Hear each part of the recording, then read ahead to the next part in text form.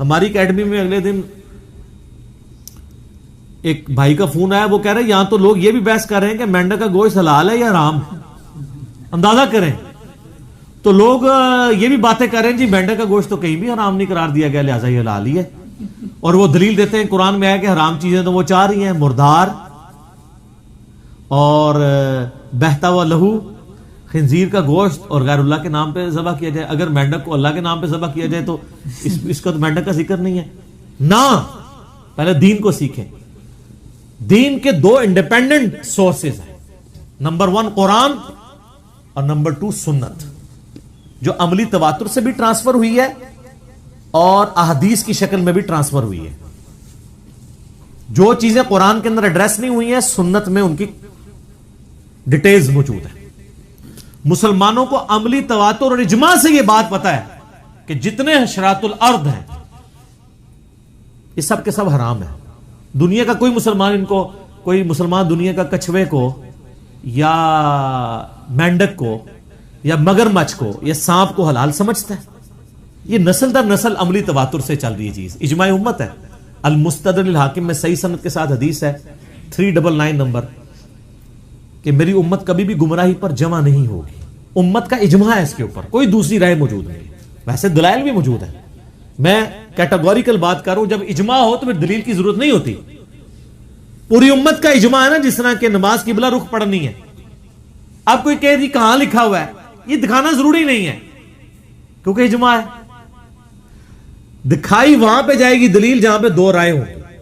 اگرچہ سورہ بقرہ میں 2 رکوع ہیں کہ آپ نے نماز قبلہ رخ پڑھنی ہے, لیکن اس کے بغیر بھی عملی تواتر سے آج قرآن دنیا سے اٹھ بھی جائے تب بھی مسلمانوں کے بچے مسلمان خود قبلہ رخی نماز پڑھیں گے, کیونکہ ان کو نسل در نسل نبی علیہ السلام سے صحابہ سے تابعین میں اس طرح نسل در نسل دین ٹرانسفر ہوا ہے. جو اجماعی باتیں ہیں, جو بدعات ہیں, میں ان کی بات نہیں کر رہا. بدعت پھر اجماعی بھی نہیں ہوتی, وہ ہر علاقے کی ڈیفرنٹ ہوتی ہے. اجماع ہر جگہ کا ایک ہی ہے. پوری دنیا میں آپ کہیں چلے جائیں مسلمان اپنے مردوں کو قبلہ رخ دفناتے ہیں. آج آپ دنیا سے ساری دین کی کتابیں بھی ختم کر دیں, مسلمان اپنے بچوں کو قبلہ رخ ہی دفنائیں گے, اپنے ماں باپ کو قبلہ رخ ہی دفنائیں گے. کیوں؟ اجماع اور عملی تواتر سے چل رہا ہے. سورۃ المائدہ کی آیت نمبر 96 میں آتا ہے کہ جو پانی کے جانور ہیں تمہارے لیے حلال کر دیے گئے. پیورلی پانی کے جانور, چاہے وہ سمندری ہوں چاہے دریائی. اب پانی کے جانور کون سے ہیں؟ مچھلی, کیکڑا,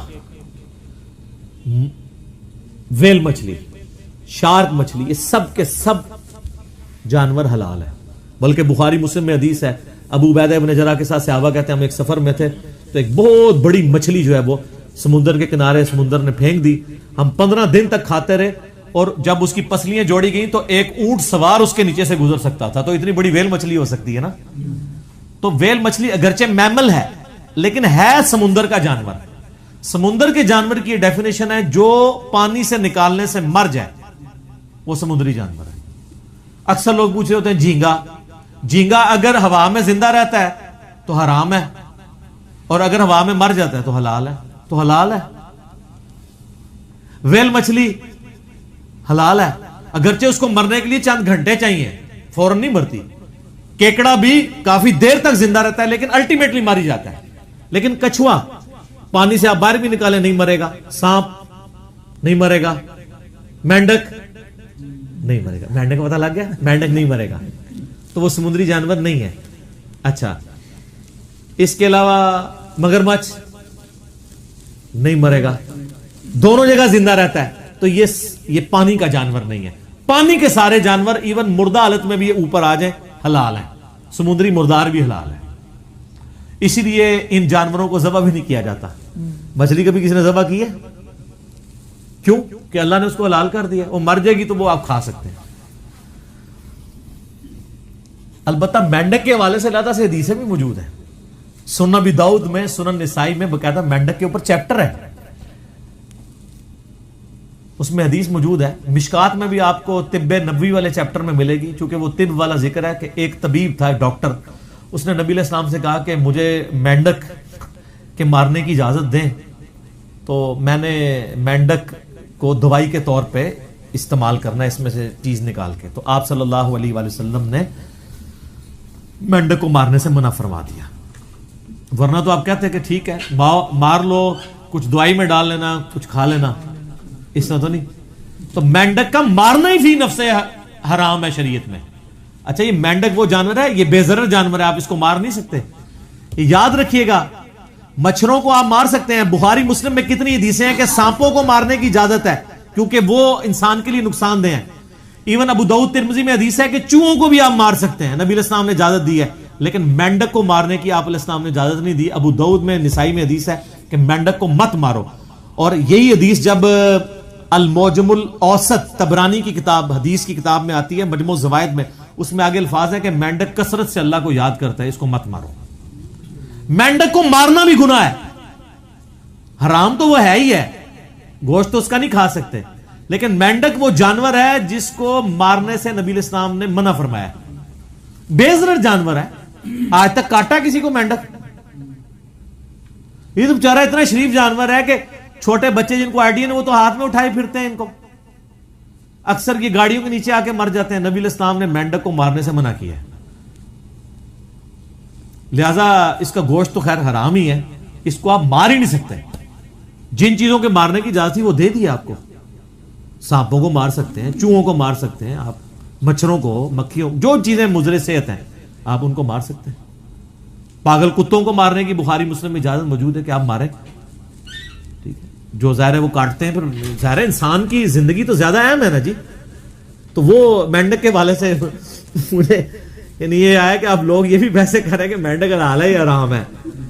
میرا خیال ہے جو شوارمے کے عادی ہو چکے ہیں ان کو ہوتا ہے وہ سمجھ رہے ہو کہ یار ہمارے شوارمے ہی نہ چھوٹ جائیں. بے فکر ہے, آپ نے آج تک کبھی مینڈک کے شوارمے کھائے ہی نہیں ہوگا, ورنہ وہ آپ کو 70 روپے میں 100 روپے میں نہ مل رہا ہو, 300-400 روپے کا ایک شوارمے مل رہا ہو.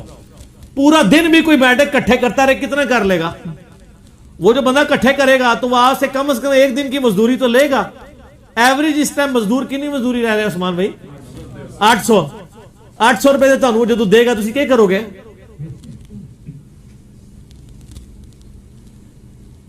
تو یہ یعنی اہمی لوگوں نے مشہور کر دیا ہوا ہے مینڈکوں والا معاملہ. اور اس کو میں کہتا ہوں کہ اس کا نوٹس لینا چاہیے. یہ لاہور کے اندر جو کچھ ہوا ہے اور لوگوں کو اس حوالے سے ایجوکیٹ کرنا چاہیے. باقی جو چیزیں حرام ہیں وہ میں نے آپ کو بتا دی ہیں. سورۃ النحل کی آیت نمبر 115 میں کلیئر کٹ آیا ہے, سورۃ المائدہ میں بھی آیا ہے, سورۃ الانعام کے اندر بھی آیا ہے کہ تمہارے لیے حرام کیا گیا ہے مردار, چاہے حلال جانور بھی مر جائے ادر دین مچھلی, وہ حرام ہی ہے. اور بہتا ہوا لہو, ایک لہو ہوا ہے جو گوشت کے اندر ہے وہ حلال ہے, جو ذبح کے وقت گرتا ہے. اور خنزیر کا گوشت اور جس کے اوپر غیر اللہ کا نام لیا جائے ذبح کے وقت. البتہ میرا پچھلے دنوں ایک کلپ بھی ریکارڈ ہوا ہے یہ کمانڈوز کے حوالے سے, چونکہ وہ کیٹاسٹرافک کنڈیشن میں ہوتے ہیں, ان کو بعض کا لائف بچانے کے لیے یعنی سانپ وغیرہ اور یہ چیزیں کھانی پڑ جاتی ہیں. ان کا معاملہ بالکل الگ ہے. ان کو آپ یعنی جب ایسی کنڈیشن بن جائے, باقی میں نے ڈیٹیلز اسی کلپ میں بنائی ہے,